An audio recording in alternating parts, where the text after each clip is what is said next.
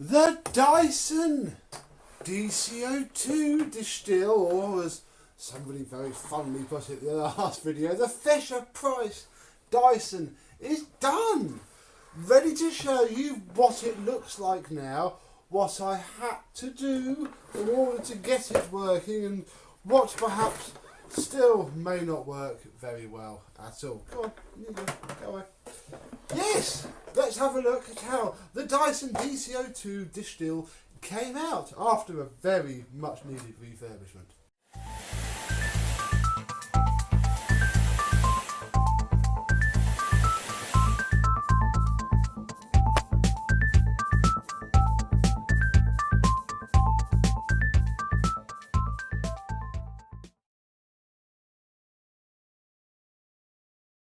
Yes, hello my vacuum cleaner chums, how are you today? Yes, no matter which way you look at it, it is a very pretty machine. I remember salivating over these in the magazines, in the catalogues when they were very, very expensive, and no way we could have afforded one of those, and yet here we are today with one in front of us. They are very nice indeed. Let's start with the tools. This is the floor tool, which has bore the brunt of all of the use that this poor thing has had. It is very, very ruined. The front has just worn through that part there. Yeah, not a lot I can do about that. I mean, it works okay.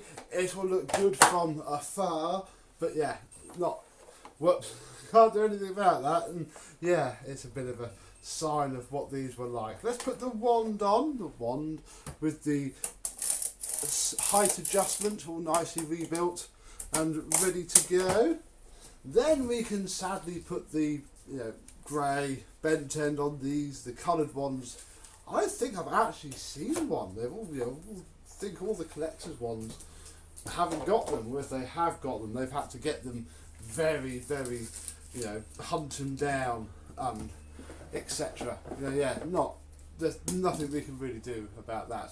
Onto the machine itself, and the first thing you probably notice is that yes, I took off the bin stickers because there was no saving them really. And then you can also see that look, these do fade. You can see that for sure. That is a different colour of plastic on those bits than this bit. Possibly retro bright it if I dared. I wouldn't, because it would go really blotchy.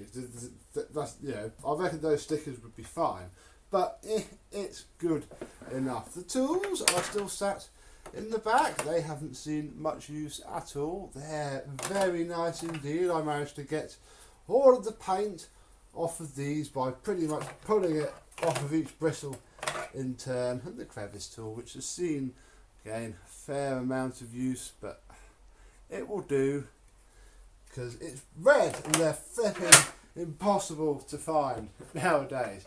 Let's open her up, where we can see it all came out pretty well indeed. This has been hardcore used for DIY. It was filthy. I had to wash some of it a few times in order to get all of the ingrained dirt out. But yeah, it came up very well indeed. We are missing the filters, which I have here, and these are, I think, the ones that came out of something. I don't think they were from this one, but I have had a few Dyson DC02s through my hands, and unfortunately finding Dyson DC02 filters is not a fun thing to do in 2021, and they washed up really well. So as good as I'm going to do it for now, because this machine does have other issues. I'm not going to put expensive, hard to find filters in it. The next owner can. In the bin, it's very nice.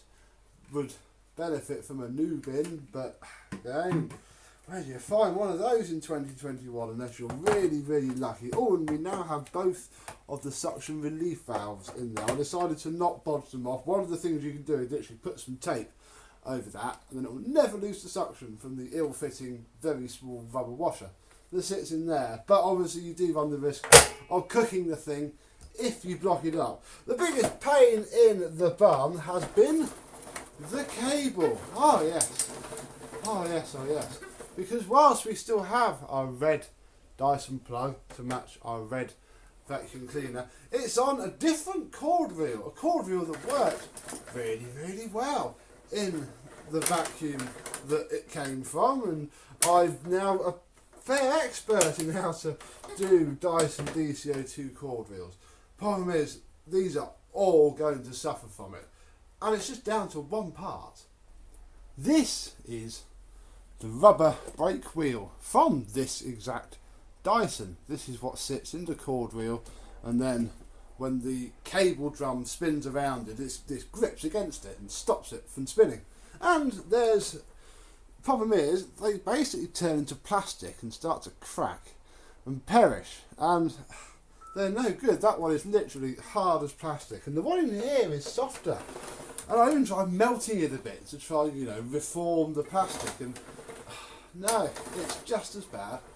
It is exactly the same, pretty much, bar the odd time when it gets towards the end, where it does decide it wants to work. And yeah, I think this is going to affect a lot of these. I tried a fair few different wheels from different cord reels to try and find something to fit it. Nothing. So if you've got any ideas of, you know, how we could perhaps make something to fix these, don't know if you can 3D printing rubber. Who knows? I'll give that to the bird. But yeah, for now, that's basically caused this one to still not be very good, and that's after a complete spare cord reel and a half, because I had two Dysons to scrap, although one of which had the same issue. So yeah, that is going to be the unfortunate prospect of Dyson ownership as they age. But never mind, we'll try and gloss over that, and we'll get some power to it, and I'll show you how it works. I'll pop the hose in, otherwise we'll lose a lot of suction through the little gaps in the side. Yeah. I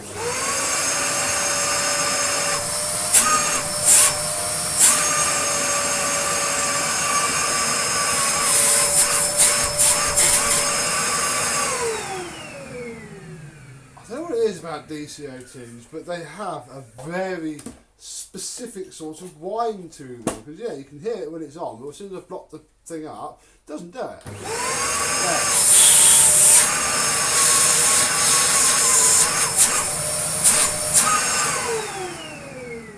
Also really quite powerful. These are, they have bugger all filtration, and the cyclonic technology is shockingly bad, to the point that Vacs have only just stopped using it now. But the raw suction, when they're good, is really, really, really, really good. Let's get it dirty and give the floor a quick clean.